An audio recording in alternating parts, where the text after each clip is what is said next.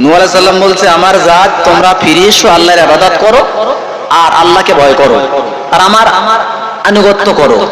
আল্লাহ তোমাদের জীবনের গুনাহ ক্ষমা করে দেবে এবং তোমাদের নির্ধারিত সময় পর্যন্ত আল্লাহ সুন্দর সুস্থ রেখে দেবে। এবং আল্লাহর টাইম যখন এসে যায়, এক চুল ত্বরান্বিত হয় না, আগ পিছ হয় না। এটা নবী বলে দিলেন। এবার নূহ আলাইহিস সালাম জানাচ্ছেন আল্লাহকে, কি বলছেন দেখেন। ক্বালা রাব্বি, ও আমার আল্লাহ, কি হচ্ছে? ইন্নী দাআউতু কওমান, আল্লাহ আমি আমার জাতকে দাওয়াত দিয়েছি, লাইলা ওয়া নাহারা, আল্লাহ রাতের বেলা দিয়েছি, লাইলা ও রাতের বেলা, ওয়া নাহারা দিনের বেলা দাওয়াত দিয়েছি, রাত্রি দিয়েছি, দিনে দিয়েছি। কি হয়েছে জানো? কি হয়েছে? আল্লাহ ফালাম ইয়াজিদুহুম দুআই ইল্লা ফিরারা। আয় আল্লাহ, আমার দাওয়াত শুনে, আমার ওয়াজ শুনে, আমার কথা শুনে আশা তো দূরের কথা, ইল্লা ফিরারা, পিছন ফিরে পালিয়েছে, আমার কাছে তারা আসে নাই। মিলিয়ে নেন, আজ এখানে দাওয়াত দিচ্ছে আমি কোরআনের, একটা দল আশা তো দূরের কথা, পিছন ফিরে হেঁটেছে। তো নবীর জামানা কি হচ্ছে দেখেন, বলছেন নবী বলছে, আল্লাহ গো, আমার কথা শুনে আশা তো দূরের কথা, পিছনে চলেছে। আর কি হয়েছে এবার বলছি, ও ইন্নী কুল্লামা দাআউতুহুম, আল্লাহ আমি যখন ওদেরকে দাওয়াত দিয়েছি, কেন জানো বলে কি, লিতাস্তাগফিরা লাহুম, আল্লাহ যাতে তুমি ওদেরকে ক্ষমা করে দাও, এনে দাওয়াত দিয়েছি। তা কি হয়েছে তাতে? বলে আল্লাহ কি হয়েছে? বলে কি হয়েছে? জাগালু আসাবিয়াহুম ফি আযানিহিম, আল্লাহ আমার দাওয়াত, আমি ওদেরকে ক্ষমা করার জন্য দাওয়াত দিলাম, ওরা জালু আসাবিয়াহুম, প্রবেশ করেছে ওদের আঙ্গুল, ফি আযানিহিম, ওদের কানের মধ্যে আঙ্গুল ঢুকিয়েছে। আর কি করেছে? ওয়াস্তাগশাউ সিয়াবাহুম, শুধু কানে আঙ্গুল দেয় নাই, কাপড়টা দিয়ে নিজের চেহারা ঢেকেছে। আর কি করেছে? ওয়াসারু, আল্লাহ নরম হওয়া তো দূরের কথা, গরম হয়ে গেছে, নমনীয় না হয়ে অনমনীয় হয়ে গেছে। আর কি করেছে? ওয়াস্তাকবারু ইস্তিকবার, আল্লাহ তারা অহংকার করেছে, বড় অহংকার করেছে। আর কি আল্লাহ বলছে, সুম্মা ইন্নী দাউতুহুম জিহারা, আল্লাহ আমি ওদেরকে দাওয়াত দিয়েছি প্রকাশ্যভাবে। সুম্মা ইন্নী আলানতু লাহুম ওয়া আসরারতু লাহুম ইসরারা, আল্লাহ গোপনে বলার মতো বলেছি, প্রকাশ্যে বলেছি, গোপনে বলেছি, রাত্রে বলেছি, দিনের বেলা বলেছি। আল্লাহ আমার থেকে ওরা সরে গেছে। নূহ আলাইহিস সালাম বলছে, রব্বুল আলামিন ইন্নাহুম আসাউনি, আল্লাহ ওরা আমার বিরোধিতা করেছে, ওরা আমার অবত্যাগ করেছে, আল্লাহ ওদের তুমি শাস্তি দাও, আল্লাহ এমন শাস্তি দাও যেন ওদের আন্ডা বাচ্চা না বাঁচে, যদি একটা বাচ্চাও বেঁচে থাকে ওরাও কাফের হবে। আল্লাহ বলছে ঠিক আছে, ওয়াসনাইল ফুলকা বিআয়ুনিনা, ও নবী আমার তত্ত্বাবধানে তুমি একটা নৌকা তৈরি করো। আল্লাহ বলছে নবী আমার তত্ত্বাবধানে তুমি একটা নৌকা তৈরি করো। তা নূহ আলাইহিস সালাম বলছে, আল্লাহ নৌকাটা কি দিয়ে তৈরি করব? আল্লাহ বলছে শাল কাঠ দিয়ে বানাও। নূহ আলাইহিস সালাম তামাম দুনিয়া ঘুরে ঘুরে ঘুরে ঘুরে শাল কাঠ আর পায় না, এসে বলছে রব্বানা, দুনিয়া খুঁজে এলাম, শাল কাঠ কোথাও পেলাম না। আল্লাহ বলছে দাঁড়াও, জিবরাইল আলাইহিস সালামকে আল্লাহ বললেন আসমান থেকে শাল গাছের চারা নিয়ে যাও, পৃথিবীর জমিনে ওই প্রথম শাল গাছের চারা আনা হয়, শাল গাছ লাগানো হলো। শাল গাছ 20 বছর, 40 বছর, 80 বছর, 100 বছর, অনেক কোটা বর্ণনা এসেছে। গাছ বড় হয়ে গেল, গাছ কাটা হলো, তক্তা তৈরি হলো। এবার নূহ আলাইহিস সালাম বলছে রব্বুল আলামিন পেরেক লাগবে, হাতুড়ি লাগবে, নইলে আমি নৌকা বানাবো কি করে? আল্লাহ বলছে নবী কিছুই লাগবে না, শুধু তুমি বিসমিল্লাহ বলে তক্তাটা ধরো, জোড়া লাগানোর দায়িত্ব আমি আল্লাহ, আমার তোমার কিছুই করতে হবে না। জোরে বলেন সুবহানাল্লাহ। হলো বলছে আল্লাহ এ তো একটা ইঞ্জিনিয়ার লাগবে, না তো বানাবো কি করে? পৃথিবীর জমিনে নৌকা জাহাজের ইঞ্জিনিয়ার হচ্ছেন জিবরাইল আলাইহিস সালাম, এবং পৃথিবীর জমিনে কাবা শরীফের ইঞ্জিনিয়ার হচ্ছে জিবরাইল আলাইহিস সালাম। খেয়াল রাখবেন, জিবরাইল সালাম ইঞ্জিনিয়ার এসেছে, তখন নূহ সালাম বলছে কি কি হবে বলো? তখন জিবরাইল সালাম বলছে আমারাহু আইয়াজআলাস সাফিনাতা সালাসি তাবাকা। এই নূহ, জাহাজটা 3 তলা হবে। কতলা মোলা ভাইজান? 3 তলা। প্রথম তালার নাম উলিয়া, মাঝখানের তালার নাম বুস্ত, নিচের তালার নাম সুফলা। উলিয়া, বুস্ত, সুফলা। বলছে 3 তলা জাহাজ কি হবে? আল্লাহ বলেন প্রথম তলায় তোমার ইমানদার মানুষগুলো থাকবে। ইমানদার কজন ছিল? 42 অথবা 72। এই মোট 950 বছর দাওয়াত দিয়ে এই মোট ইমানদার। এরা তোমার প্রথম তলায়। মাঝখানের তলায় থাকবে গরু, ছাগল, ভেড়া, উট, দুম্বা, জেব্রা, মহিষ এরা। আর নিচের তলায় থাকবে বাঘ, ভাল্লুক, সিংহ, বিচ্ছু, সাপ এরা। আচ্ছা ঠিক আছে, আর কি হবে? আল্লাহ লম্বা কতটা হবে, চওড়া কতটা হবে বলে দেওয়া হলো।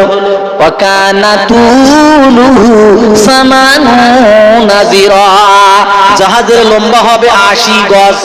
কত গজ ভাইজান? মুখস্থ করে যেতে হবে কিন্তু। এবার দেখেন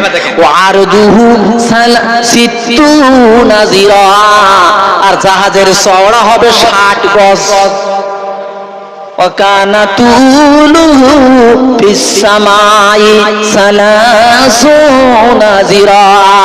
আর জাহাজের সামনের দিকটা আকাশের দিকে উঁচু হবে 30 গজ। লম্বা কত? 80 গজ, চওড়া 60 গজ, সামনের দিকে উঁচু 30 গজ। তাহলে আর ভুল হবে না তো? লম্বা 80, চওড়া 60, সামনের দিকে উঁচু 30। জাহাজের সামনেটা হবে মোরকের সামনের মতো, জাহাজের পিছনটা হবে মোরকের পিছনের মতো। সিস্টেম বলে দিল। ব্যাস, জাহাজ তৈরি হয়ে গেছে। বলে আল্লাহ এবার আমি কি করব? আল্লাহ বলে এখন কিছু করতে হবে না, এখন তুমি চলে যাও। যেদিন তোমার বিবি রান্না করতে বসবে আর আগুনের ভিতর থেকে যেদিন পানি দেখতে পাবে সেদিন খবর হবে। আমার প্রাণ প্রিয় বন্ধু চলে আসলো, এলাকার মানুষরা ঠাট্টা করছে, নূহ আলাইহিস সালামের কাণ্ড দেখো, এখানে কিচ্ছু নাই, নদী নাই, খাল নাই, জাহাজ তৈরি করে বসেছে। ঠাট্টা করছে। আল্লাহ বলে ঠাট্টা ওরা করুক, একটু পরে বুঝবে। যখন এখনকার ছেলেরা টুপি মাথায় দিয়ে নামাজ পড়লে কি বলছে? এরা এখন থেকে হুজুর সেজে বসেছে, ওদের কাছ থেকে সর। এখন না, একটু পরে তুমি বুঝবে দাদা, এখন বুঝবে না। আমার প্যান প্রিয় বন্ধু আল্লাহ ভাই, জাহাজ তৈরি হয়ে গেল। কিতাবের মধ্যে বলা হয়েছে কাবা শরীফের আঙ্গিনায় বাইতুল মুকাদ্দাসের দক্ষিণ গেট, হিন্দুস্তানের কোন এক জায়গায়, 3টি জায়গা বলা আছে। কাবার আঙ্গিনায় বাইতুল মুকাদ্দাসের দক্ষিণ গেট, হিন্দুস্তানের কোন এক জায়গায় ওনার বিবি রান্না করতেছিল। রান্না করতে করতে সে বলছে স্বামী সর্বনাশ। বলে কি? বলে আগুনের ভিতর থেকে ভাতের ফ্যানের মতো, ভাতের মাড়ির মতো টকবক টকবক করে পানি উঠতেছে। নূহ আলাইহিস সালাম বুঝতে পেরেছে আযাব এবার এসে যাবে। বলছে আল্লাহ এবার আমার কাজ কি? আল্লাহ বলে প্রত্যেকটা প্রাণী জোড়ায় জোড়ায় তুলে নাও, একটা লেডিস, একটা জেন্টস, একটা পুরুষ, একটা মহিলা তুলে নাও। নূহ আলাইহিস সালাম বলছে আল্লাহ মানুষ গরু বাছুর নাই চিনতে পারবো, বাকিগুলো চিনবো কি করে? আল্লাহ বলে কারুর চিনতে হবে না, নৌকার সামনে চলে যাও, দুটো হাত এভাবে দিয়ে তুমি দাঁড়িয়ে যাও। ডান দিক দিয়ে যেটা উঠবে এটা হবে পুরুষ, আর বাম দিক দিয়ে যেটা উঠবে এটা হবে মহিলা। নূহ আলাইহিস সালাম চলে গেলেন, নৌকার সামনে দুটো হাত দিয়ে দাঁড়িয়ে আছে। অনেকক্ষণ হয়ে গেল, লেকিন কারো কিছুই দেখা যায় না। তখন নূহ আলাইহিস সালাম বলছে, আল্লাহ অনেকক্ষণ হয়ে গেল, কেউ তো আসে না। আল্লাহ বলে নিচের দিকে তাকাও। নিচের দিকে তাকিয়ে দেখে ছোট একটা পিপিলিকা, পিঁপড়ে। নূহ আলাইহিস সালাম বলছে, মা লাকা ইয়া নাম, এই পিপিলিকা তোর খবর কি রে? বলে নূহ আলাইহিস সালাম, কি করবো, আল্লাহ আমারে পাঠিয়েছে। এখানে বলা আছে আউয়ালু মান দাখালা সাফিনাতা আন-নামল, জাহাজে যে প্রথম প্রাণী উঠেছিল সেটা ছিল পিপিলিকা। পিপিলিকা উঠে গেল, এবারে দেখে একটা প্রাণী পেস খেতে খেতে আসতেছে। কি বলেন তো? সাপ। নূহ আলাইহিস সালাম বলছে, আল্লাহ এরে না তুললে হয় না। কেন? লালে দিলি তো ভয় লাগে। আল্লাহ বলেন, সাপের গালে বিষ দিয়েছি আমি আল্লাহ, ওর থেকে বিষ আমি আল্লাহ তুলে নিলাম। 6 মাস তোমার নৌকা চলবে, ওর গালেতে বিষ থাকবে না। এবারে হচ্ছে আস্তে আস্তে হঠাৎ থেকে বনের রাজা আসতেছে। কে? সিংহ। সিংহ। তো নূহ আলাইহিস সালাম বলছে, আল্লাহ এইটাকে না তুললে হয় না। কেন? আল্লাহ এর গরু বাছুরও ভয় পায়, মানুষও ভয় পায়। আল্লাহ বলে, নূহ একটু আগে যাও। আগে গেল। আল্লাহ বলছে, নূহ সিংহের কপালে হাত দাও। সিংহের কপালে নূহ আলাইহিস সালাম হাত রেখেছেন। ইহসাসু অনুভব করলো, আল হারারা গরম। বলছে, আল্লাহ এ তো গরম। আল্লাহ বলে, এটা অন্য কোন গরম না, ও নবী, এটা হলো আল হুম্মা, তার মানে জ্বর। ইতিহাসের পৃষ্ঠায় দেখা যায় ওই সিংহর আগে পৃথিবীর জমিনে কারো কোনোদিন জ্বর হয় নাই। বলছে, আল্লাহ বলছেন, নূহ এটা জ্বর। ও নূহ তুমি জানো না, যখন কারো জ্বর হয় সেই জানে জ্বরের কি জ্বালা। যে 1 কেজি গোস্ত খায়, 500 গ্রাম ছানা খায়, 1 কেজি দুধ খায়, 1 কেজি চালের ভাত খায়, তার সামনে সব রাখা আছে, যা নাকের কাছে নিয়ে যায় বলে গন্ধ লাগে। জ্বর হলে এরকম হয় না? হয় না? জ্বর যখন হয় খাওয়ার চিন্তা বাতিল। আল্লাহ বলছে, নূহ সিংহের গায়ে আমি জ্বর দিয়ে দিছি, 6 মাস তোমার জাহাজ চলবে। এই 6 মাসের ভিতরে ওর গা থেকে জ্বর কমবে না, শরীর থেকে জ্বর কমবে না, ও জ্বরের চিন্তায় পাগল থাকবে, খাওয়ার কথা মনে হবে না। আসলো আস্তে আস্তে আস্তে আস্তে লাস্ট ফিনিশিং গাধা। সবার আগে কে উঠেছে? পিপিলিকা। লাস্ট ফিনিশিং মনে রাখবেন, গাধা। এই গাধা জাহাজে উঠেছে, কিন্তু জাহাজের ভিতরে ওর টোটাল বডি ঢোকে না। তখন নূহ আলাইহিস সালাম বলছে, মা লাকা ইয়া হিমার, এই গাধা তোর কি হয়েছে? লিমালা তাদখুলিস সাফিনাতা কুল্লা, তুই পুরোপুরি জাহাজে ঢুকিস না কেন? গাধা বলছে, নবী আমার কোনো দোষ না। বলে, কার? বলে, আমার পিছনে কে টেনে ধরে রেখেছে। নূহ আলাইহিস সালাম গিয়ে দেখে, তা আল্লাহ কবি জানাবি ইবলিস। ইবলিস শয়তান গাধার লেজ ধরে টেনে রেখেছে। নূহ আলাইহিস সালাম বলছে, মা লাকা ইয়া ইবলিস, কি হলো তোর? হ্যাঁ, তুই গাধার লেজ ধরে টেনে রেখেছিস কেন? বলে, নূহ আমারে জিজ্ঞাসা করো না, আল্লাহরে জিজ্ঞাসা করো। নূহ আলাইহিস সালাম বলছে, মাবুদ এ বলছে তোমারে জিজ্ঞাসা করতে। আল্লাহ বলছে, হ্যাঁ ঠিক বলেছে। বলে, আল্লাহ কি করব? বলে, ওকেও তুমি জাহাজে তুলে নাও। আল্লাহ তো শয়তান। বলে, হ্যাঁ ও শয়তান। আমি আল্লাহ কথা দিয়েছি ইবলিস কিয়ামত পর্যন্ত মরবে না। এই পৃথিবী বুড়ে সরকার হয়ে যাবে। ইবলিস যদি মরে যায় আমি আল্লাহ আমার কথা খেলাফ হয়ে যাবে। সুতরাং আমি আল্লাহ এমন, আমার কথার কোনো বৈপরীত্য হবে না। লা তাবদিলা লিকালিমাতিল্লাহ, আমার কথার কোনো বৈপরীত্য হবে না। তাই তুমি ওকে তুলে নাও। ইবলিসকে তুলে নিল। এবার আল্লাহ নূহ আলাইহিস সালাম বলছে, আল্লাহ এবারে জাহাজ চালাতে গেলে ইঞ্জিনের দরকার। আল্লাহ বলে, ইঞ্জিন লাগবে না। কি কি করতে হবে? বলে শুধু তুমি পড়ো বিসমিল্লাহি মাজরিহা ওয়া মুরসাহা ইন্না রাব্বি লাগফুরুর রহিম। এই দোয়াটা তুমি পড়ো, জাহাজ চলা শুরু হবে। এই দোয়া পড়েছেন, জাহাজ চলতেছে, উপর থেকে বৃষ্টি হচ্ছে, নিচের থেকে পানি উঠছে। ওনার বেটা কেনান দিন আনে নাই, নবীর বেটা কেনান জীবনে, নবীর বেটা কেনান জীবনে আনিনি কদিন। কাফেরের ঘরে জন্ম নিল নবী, নাম তার ইব্রাহিম। আমার প্রিয় বন্ধু, এভাবে চলতেছে। কেনান বলছে তোমার আল্লাহ কতটা পানি দেবে? আমি তো প্রচুর লম্বা, পাহাড় পরিমাণ লম্বা। তোমার আল্লাহ পানি দিতে দিতে যখন পাহাড় পর্যন্ত হয়ে যাবে, আমি পাহাড়ের উপরে উঠে বসবো, তখন তোমার আল্লাহ কি করে দেবো? আমার প্রাণের বন্ধু, আল্লাহর সঙ্গে পাল্লা দিয়েছে, কি অবস্থা হচ্ছে? তাই বলি চৌমাথার মুসলমান, আল্লাহর সাথে পাল্লা দিতে যেও না, আল্লাহর সঙ্গে পাল্লা দিতে যেও না, ফিরে এসো। এবারে পানি হচ্ছে, পানি উঠতে উঠতে উঠতে উঠতে পাহাড় পর্যন্ত হয়ে গেছে। পাহাড়ে যখন কেনান দাঁড়িয়েছে, পানি হতে হতে হতে হতে কেনানের গলা পর্যন্ত হয়ে গেছে। দেখবেন অনেক পানিতে একটা কাঠের উপরে দাঁড়িয়ে দেখবেন পুকুরে একদম মাথা সমান পানি, একটা পালা বা একটা কাঠের উপরে আমরা মাঝে মধ্যে ছোটবেলায় ওর উপরে পা দিয়ে খেলা করতাম। যেই একটু টালমাটাল হয়ে যেত, পা স্লিপ করে পড়ে গেলে ডুব মেরে মেরে খুঁজ দিত, কোথায় এসে পালার, কোথায় এসে ডাল। এখন যখন বুক পর্যন্ত কেনানের পানি হয়ে গেছে, ও টলমল টলমল করতে করতেই পা স্লিপ, ব্যাস আবুডুবু খাচ্ছে। নূহ আলাইহিস সালাম বলছেন, ইয়া বুনাইয়ার কামানা, ও আমার ছেলে জাহাজে ওঠো ঠেলে। আল্লাহ বলছে নূহ লাইসা মিন আহলিক, এ তোমার আহাল না। এ নূহ, এত বছর দাওয়াত দিয়েছে তোমার ছেলে, ইসলাম কবুল করে না।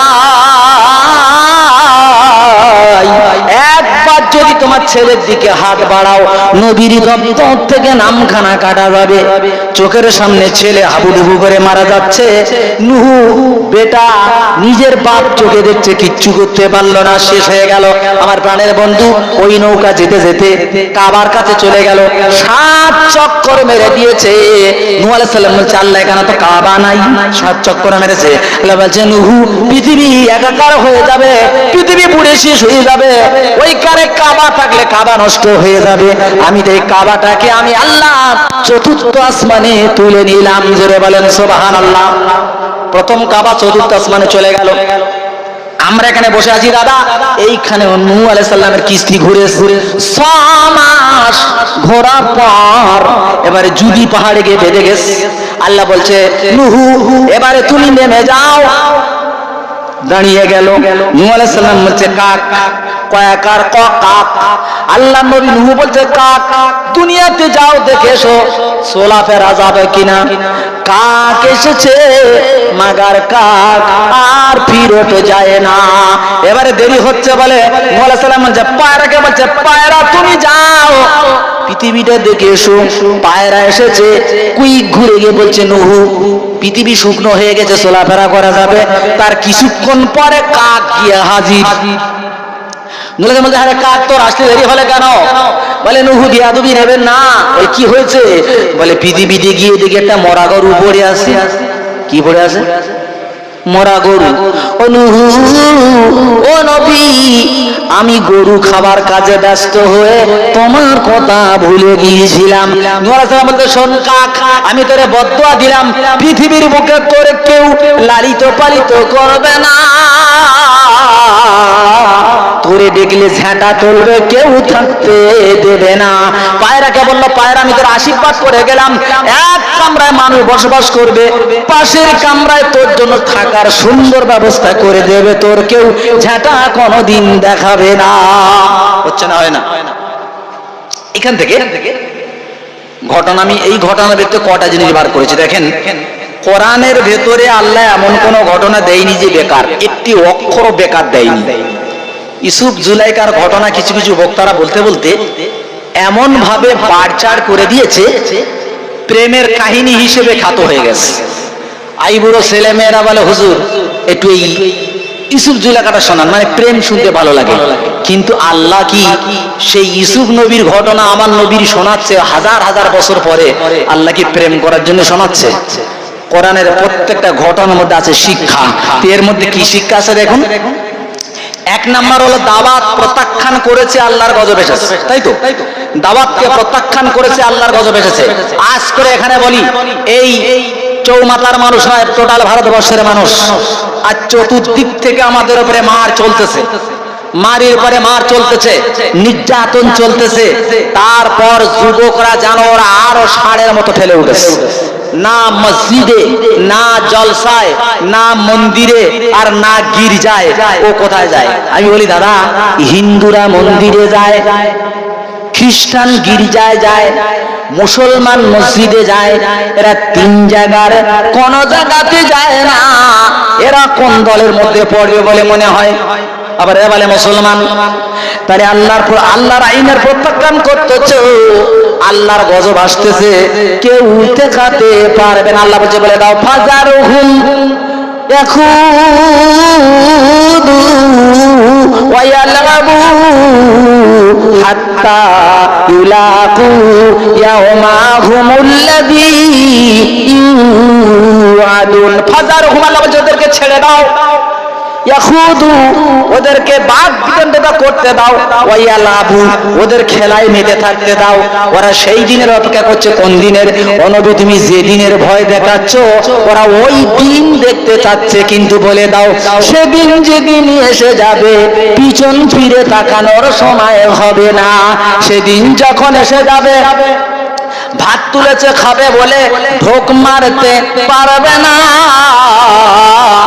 সেদিন যখন এসে যাবে, কাপড় তুলেছে পরবো বলে কাপড় পরতে পারবে না। সেদিন যখন এসে যাবে, দুনিয়ায় সব কিছু ভুলে যাবে, নিজেকে বাঁচানোর জন্য পাগল হয়ে যাবে, এদিক ওদিক করতে পারবে না। এবার প্রাণপ্রিয় বন্ধু, আল্লাহ বলছে ছেড়ে দাও, ওদেরকে তর্ক করতে দাও, খেলায় মেতে থাকতে দাও, একটুখানি পরে ওদের সময় হাজির হবে। দাদা ভাই, তাহলে একটা দিলাম কি, নবীর সঙ্গে নবীর দাওয়াতের বিরোধিতা করেছে গজব। দুই নাম্বার, নবীর ছেলে হওয়ার পরেও নবীর কথা না শোনার কারণে সেও বরবাদ, তাই তো? তিন নাম্বার, কাক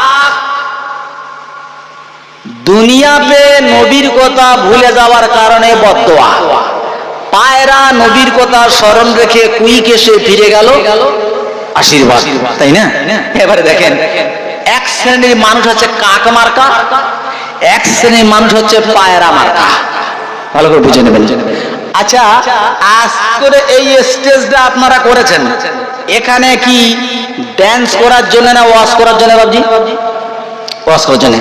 এখন কোন হুজুর যদি এখানে সে ওয়াজ বাদ দিয়ে ড্যান্স করে, তা আপনারা কি করবেন? মারবেন? না, হয়তো মারবে না, যে বলা জানে পাগল হয়ে গেছে, নেমে বেঁধে বাড়ি পাঠা। কারণ এই স্টেজটা এখানে কোরআন বলার জন্য, ড্যান্স করার জন্য নয়। পৃথিবীর একটা স্টেজ, এই স্টেজে আল্লাহ আমাদের পাঠিয়েছে ইবাদত করার জন্য, না ফ্রি ফায়ার খেলা, তেরে নাম কাটা, ছাড়া প্যান্ট পরা, নামাজ ছাড়া, বন্দুক ধরা, মার্ডার করে, এই জন্য পাঠালো কি আমাদেরকে? পাঠায় নাই। তাহলে আল্লাহ আমাদের পাঠিয়েছে যে উদ্দেশ্যে, আমরা তার উল্টো করতেছি। আর যখনই উল্টো শুরু হয়েছে, তো উল্টো পাল্টা মারও শুরু হয়ে গেছে। প্রাণপ্রিয় বন্ধুরে আমার, এবার আল্লাহ কি বলেন ভালো করে শুনে নাও। ওয়ামাল হায়াতুদ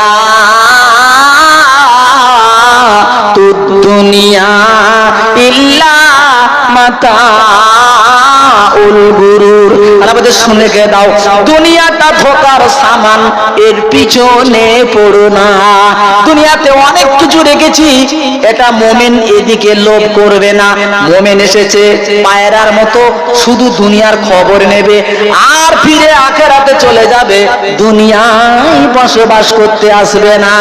আর কাক মার্কা হবে যারা, আখিরাতটা ভুলে যাবে তারা। দুনিয়ার এই মোরা গরু, আর দুনিয়া জিফাতুন, দুনিয়াটা হলো মোরা ছাগল, অতালিবুহা কিলাব, মরা ছাগল খুঁজে বেড়ায় কুত্তা।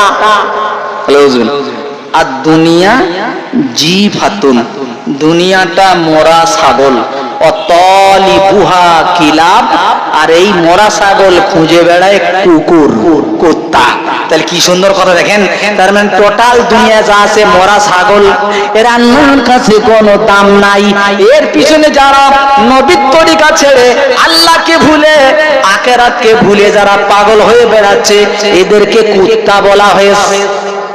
ওদিকে কাক, এইদিকে কুত্তা। ও আমার সোনার পাখি, ও আমার আল্লাহ বন্ধুরা, একটু ভালো করে শুনে নেন। আল্লাহ বলে দাও, এই পৃথিবীর জমিনে আমি তোমাদেরকে পাঠিয়েছি কি জন্যে? ওমা খালাকতুল জিন্না ওয়াল ইনসা ইল্লা লিয়াবুদুন। আজ আমি দুনিয়াতে তোমাদের পাঠিয়েছি জিন আর ইনসানকে আমার ইবাদত করার জন্য। ইবাদত করবে যারা, বেঁচে যাবে তারা। পাশের ঘরে পায়রা যেমন জায়গা হবে, তোমার জন্য কবরে সুন্দর জায়গা হবে, ওখানে ফেরেশতা ডান্ডা মারবে না। আর এখানে কাক মার্কা হবে যারা, কবরে ফেরেশতা ডান্ডা রেডি করে রেখেছে, ওখানে তোমাকে বাস করতে দেবে না। এত জোরে মারা হবে, হাড় হাড্ডি মিশে যাবে, উহু শব্দ হবে না। কাক মার্কা হওয়া যাবে না। হতে গেলে আমাদেরকে পায়রা মার্কা হতে হবে। আমি তোমাদের বলি ভাই, নৌকো কোথায় চলে? নদীতে। পাকাল মাছ কোথায় চলে? কাদায়। নৌকো নদীতে চলে, কিন্তু নৌকায় পানি যদি ঢোকে আর মাঝি যদি ওই পানি না শেষে দেয়, তো নৌকো একদিন ডুববে না? ডুববে না? ডুববে। তুমি দুনিয়াতে চলছো, চলতে চলতে ইনকেস তোমার ভেতরে দুনিয়া ঢুকতে পারে, তোমাকে ছেঁচে দিতে হবে। ছেঁচে দিতে হবে মানে ঘন ঘন তওবা করতে হবে, তো পানি ছেঁচার মতো কাজ, এই ভিতর থেকে সব গোনা বেরিয়ে যাবে। পাকাল মাছ কাদায় চলে, ওরে যে ধরতে যায় সে কাদায় ভুলুয়া হয়ে যায়, কিন্তু পাকাল মাছের গায়ে কাদা থাকে না, অথচ কাদার ভিতরেই বাস করে। আর যদি কোনো পাকাল মাছের গায়ে কাদা ঢুকে যায়, তাহলে বুঝতে হবে মাল আর বাঁচবে না, ক্ষত হয়ে গেছে। তো দুনিয়াতে তুমি চলবে, দুনিয়া দুনিয়া থাকবে, দুনিয়া তোমার গায়ে ঢুকবে না। আর যদি তোমার কেটে মেটে ওর ভেতরে দুনিয়া ঢুকে যায়, তাহলে বুঝতে পারে বাঁচবে না, তার মানে ঠিকানা জাহান্নাম। বুঝছো না ভাই? আমার প্যান করে বন্ধু আল্লাহ ভাই, এ কথা কারে শোনাবো, কারে শোনাতে যাব দাদা? এ কথা শোনার মতো আজ আর মানুষ নাই। দুই চারজন যারা শুনছে, বাকিগুলো তাদের শোনার মতো কোনো সময় নাই। আল্লাহ বলছে না, সময় ওদের থাকবে না। আর যেদিন ওদের সময় শেষ হয়ে যাবে, সেদিন মনে হবে কেন ভুল করেছিলাম, জলসায় বসলাম না, নামাজ পড়লাম না। সেদিন আফসোস করে কোনো কাজ হবে না। এক। দুই নাম্বার বলি, খুব দিল দিয়ে শুনবে। দুই নাম্বার হচ্ছে, যদি তোমরা আল্লাহর বিরোধিতা করো তো গজব আসবে কিভাবে, এটাও কোরআন থেকে শোনাচ্ছি তোমাদের। আপনারা শুনেছেন নবী সালেহ আলাইহিস সালামের নাম শুনেছেন? সালেহ পয়গম্বর, নবী সালেহ। খুব মন দিয়ে শোনো ভাই, আমি কিন্তু দীর্ঘ টাইম ধরে গজল ফজল এটা ওটা দিয়ে আমি সময় কাটাবো না। আমি যতক্ষণ টাইম পেয়েছি কোরআন তাফসীর দিয়ে শোনাতে যাচ্ছি। সালেহ আলাইহিস সালাম উনি ওনার জাতিকে বলছে, ইয়া কওমি আনি'বুদুল্লাহ মা লাকুম মিন ইলাহিন গায়র। ও আমার জাত, সালেহ নবী বলছে, ও আমার জাত, এক আল্লাহর ইবাদত করো আর কারো দিকে যেও না। ওরা তখন বলছে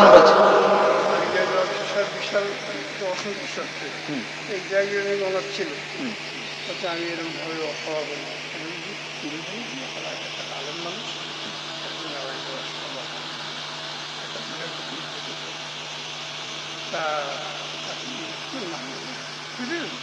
আর আমার ওই লোকটা কালেকশন। আচ্ছা, ও আচ্ছা আচ্ছা, বুঝতে পারছি, বুঝতে পারছি। বারবার আমাকে বলছে আমি আচ্ছা আচ্ছা ভাইজান, হুজুর এসেছেন, উনি 11টা পর্যন্তই টাইম দিয়েছেন, ওর বাইরে উনি থাকবেন না, বুঝেছেন? তার মানে আমার বুঝতে পারছেন আমার আগানোর আর লাইন হচ্ছে না, আমার একটু ব্যাক সাইডে এবার আসতে হচ্ছে।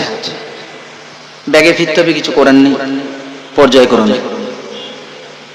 আল্লাহ চাইলে ওয়াজের লাইন আরো সময় আছে, দেখা যাবে আল্লাহ তৌফিক দিলে।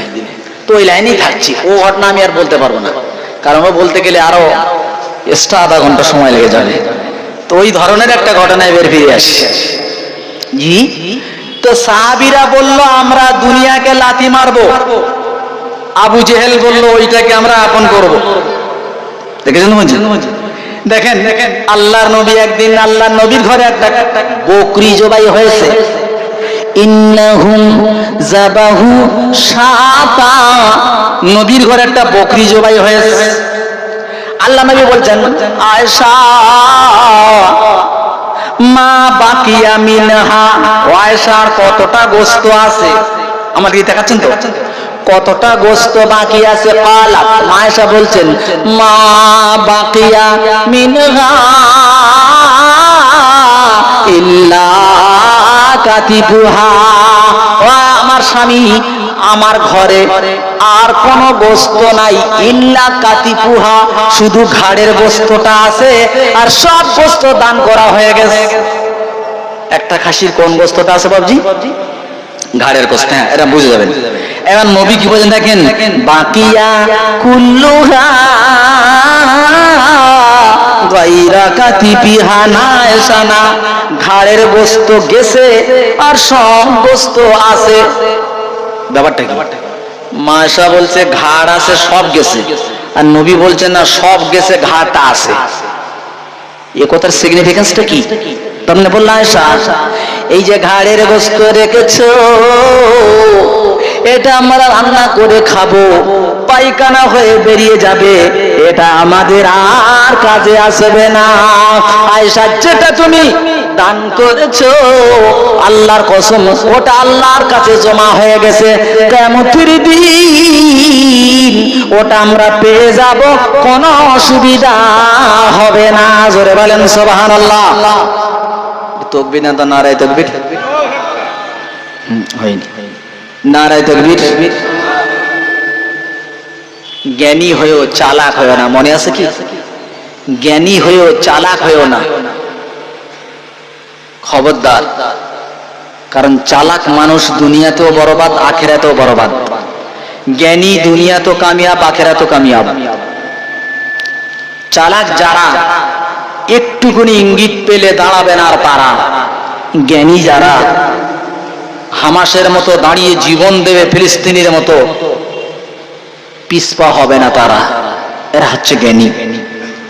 প্রাণপুরে বন্দাল্লাহ ভাই, তো আল্লাহ নবী বলে গেলেন দুনিয়ার মানুষ তোমরা শোনো, পৃথিবীর জমিনে জ্ঞানী হচ্ছে তারা নিজেকে সর্বদাই প্রস্তুত রাখে। যারা প্রস্তুত মানে সর্বহালাতে ওযু পাক সাফ, আল্লাহ যেখানে যা হক আদায় করতে বলেছে সেগুলো হক আদায় করে।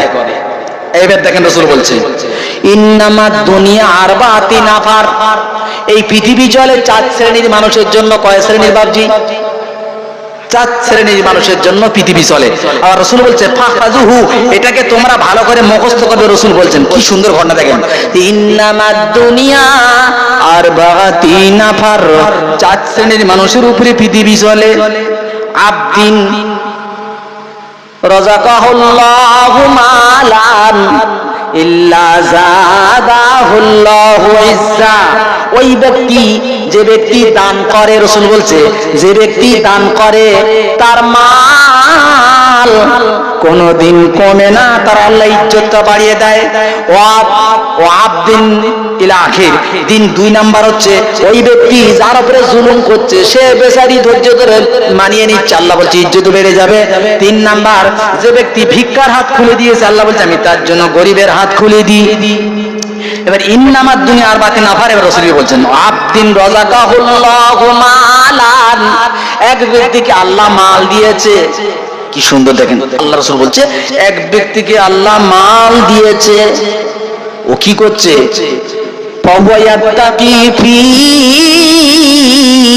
রাব্বাহু, ও জানে এই মালের ভিতরে আল্লাহর হক আছে, ওই মালের জন্য আল্লাহকে ভয় করে। ওয়ালা ইয়াসিলু ফীহি রাহিমা, ও জানে আমার মালের ভিতরে আত্মীয় স্বজনের হক রয়েছে। ওয়ালা ইয়ালামু লিল্লাহি ফীহি হাক্কা, ও জানে এর ভিতরে আমার আল্লাহ সুবহানাহু ওয়া তাআলার হক রয়েছে। রাসূল বলছে বলে দাও ফাদা বিআফদালিল মানাজিল, ওই ব্যক্তি আল্লাহর কাছে সর্বোৎকৃষ্ট। একবারে জোরে বলা যাবে না সুবহানাল্লাহ।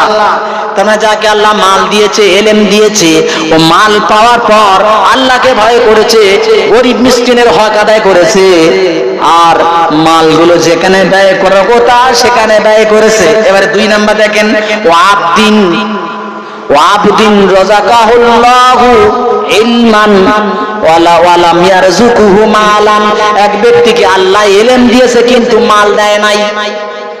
বুঝবেন, এনার মাল দিয়েছে, ইলম দিয়েছে, এ মাল ঠিক ঠিক ব্যয় করেছে। আরেকটা ব্যক্তি আল্লাহ মাল দিয়েনি, ইলম দিয়েছে, জ্ঞান দিয়েছে, ফাহুয়া সাদিকুন নিয়াতিহি, তার নিয়ত ভালো থাকার কারণে সে কি বলছে, ফায়া ইয়াকুলু লাউ আন্না লিমালান লামিলতু বিআমালি ফুলান, আল্লাহ যদি আমার মাল থাকতো তাহলে ওই ব্যক্তি যেমন মসজিদে দিচ্ছে, মাদ্রাসায় দিচ্ছে, গরিবের দিচ্ছে, আল্লাহ আমিও তেমন আমার মাল ওই রাস্তায় দিতাম। ফাহুয়া বিনিয়াতিহি, তার এই ভালো নিয়ত থাকার কারণে ফাবিজরুহুমা সাওয়া, ওই ব্যক্তি এ ধনী লোক দান করে যে সওয়াব পেয়েছে, এই ব্যক্তি নিয়ত করার কারণে সেই সওয়াব পেয়েছে। জোরে বলেন সুবহানাল্লাহ। কি বললো হলো এখানে? এক ব্যক্তিকে মাল দিয়েছে, এলেম দিয়েছে, ও মসজিদ, মাদ্রাসা, গরিব, ফকির সব জায়গা দিয়েছে। আর একটা গরিব লোক, তার কিচ্ছু নেই, ও দেখে দেখে বলছে আল্লাহ যদি আমার ওই রকম মাল থাকতো তাহলে আমিও মসজিদ, মাদ্রাসা, গরিবদেরকে দিতাম। এর এই সহি শুদ্ধ নিয়ত থাকার কারণে ফাবিজরুহুমা সাওয়া, ওই দানকারীর মতন এর সওয়াবটাও পেয়ে গেছে। 2 নাম্বার, হাদিসের এবারে আদাস করার পড়ার সময় নেই ভাই, পড়তে বললে পড়ে যাবো ইনশাআল্লাহ, কিন্তু টাইম শর্ট। 2 নাম্বার, একটা ব্যক্তিকে আল্লাহ মাল দিয়েছে কিন্তু তার ইলম দেয় নাই, ও আল্লাহকে ভয় করে না, যেখানে সেখানে মাল ব্যয় করে, ভালো রাস্তায় দেয় না। আল্লাহ রাসূল বলছে ওই ব্যক্তি পৃথিবীর জমিনে সবথেকে নিকৃষ্ট। 3-4 নাম্বার ব্যক্তি, তাকে আল্লাহ মালও দেয় নাই, ইলমও দেয় নাই। ও যখন দেখতেছে ব্যক্তি টিভি কিনেছে, সিডি কিনেছে, গাড়ি কিনেছে, তারপরে কি ইচ্ছা মতো সিনেমা থিয়েটারে এখানে কাওয়ালি যাত্রায় দিচ্ছে, ও তখন দাঁড়িয়ে দাঁড়িয়ে বলতেছে আল্লাহ আমার যদি মাল থাকতো, এই মাল আমি সিনেমা দেখতাম, আমি অপেরা দেখতাম, আমি এলসিডি কিনতাম, টিভি কিনতাম। এ ব্যক্তি কিনে দেখে যে গোনা পেয়েছে, ওই ব্যক্তি ওর দেখে নিয়ত করার কারণে সেই গোনা সমান সমান হয়ে গেছে। অবস্থা বুঝতে পারছেন? 4টে শ্রেণী। এক ব্যক্তিকে আল্লাহ মাল দিয়েছে, ইলম দিয়েছে, ও সঠিক পথে ব্যয় করেছে। আর এক ব্যক্তি দেখে দেখে বলেছে আমার থাকলে ওর মতো হতাম, এই দুজন এক। আর এক ব্যক্তিকে মাল দিয়েছে, ইলম দেয় নাই, ও যাত্রা, সব সিনেমা থিয়েটারে ব্যয় করেছে। আর একজনা দেখে দেখে নিয়ত করেছে ওর মতো মাল থাকলে আমিও যাত্রা, সিনেমা দেখতাম, টিভি সিডি কিনতাম। ওই নিয়ত করার কারণে ওর সমান সমান গোনা হয়ে গেছে। বুঝেছো বাবজি? আগামী বছর জলসা হবে কিনা জানে আল্লাহ, আমি বলতে পারবো না, কেউ বলতে পারেন। কেন? যে পরিস্থিতি চলতেছে আগামী বছর জলসা হবে কিনা এ বলার ক্ষমতা নাই। কিন্তু আজ যদি এখানে কেউ সহি নিয়ত করে চলে যায়, জলসা না হলেও তাহলে তোমার মাল আর দিতে হবে না। আর মাল না দিয়েও দিনে ওলার মতন সওয়াব তোমার আমলনামায় আসবে। জোরে বলেন সুবহানাল্লাহ। চিন্তা করুন, মাল না দিয়েও দিনে ওলার মতো সওয়াব।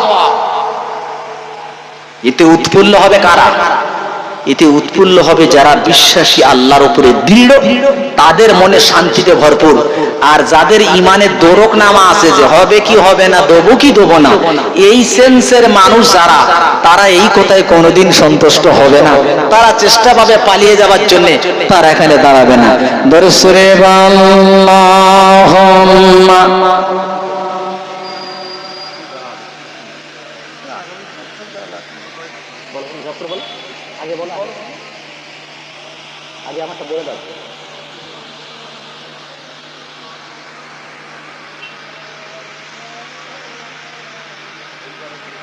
তো সেটা তো বলতে হবে কি দেখি। আচ্ছা, গোশ কতটা, চাল কতটা, আলু কতটা, তেল কতটা, বলো যতটা আল্লাহর বান্দা আছে। এত গোশ কতটা? 350 কেজি।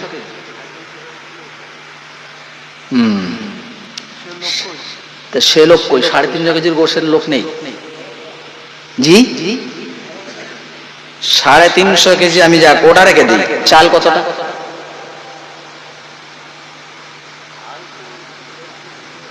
2 কুইন্টাল চাল। আমি নরমালটাকে দেখে নিই, তারপরে দেখা যাবে। 2 কুইন্টাল চাল।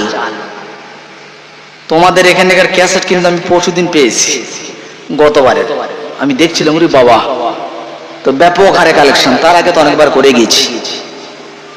আমরা ওই দলের হতে চাই যে দলের উপরে আল্লাহর আশীর্বাদ। ওই দলের হতে চাই না কাকের মতো জিন্দেগি যাপন করে আখেরাতকে ভুলবো না। 2 কুইন্টাল চাল লাগবে। আমি বিনা ডিমান্ডে প্রত্যেক বছর এরকম বলি, প্রথম শুরু করবেন আমার কোন সোনার ভাই, বেঁচে থাকলে সামনের বছর দেবেন, মরে গেলে তো চলে গেল, আর জলসা না হতে দিলে তো বেঁচে গেলে দিতে হবে না। যতটুকু বলবেন ততটুকু একটা বাপজি বলুন যে ইনশাআল্লাহ সামনের বছর আল্লাহর কোরআন শোনার জন্য আমরা তাকিয়ে থাকবো। আল্লাহ যেন আমাদের হায়াত দারাজ করে, আমরা আবার সামনের বছর কোরআন শুনতে পারি। এরকম বলার মতন একটা ভাই যা দেবেন, 10 কেজি, 25 কেজি, 50 কেজি, যা বলবেন তার উপরে। তো কোন ভাইজান আছেন যে ইনশাআল্লাহ আমি কি পিছনে কি হাত তুলে যান, সেই পিছনে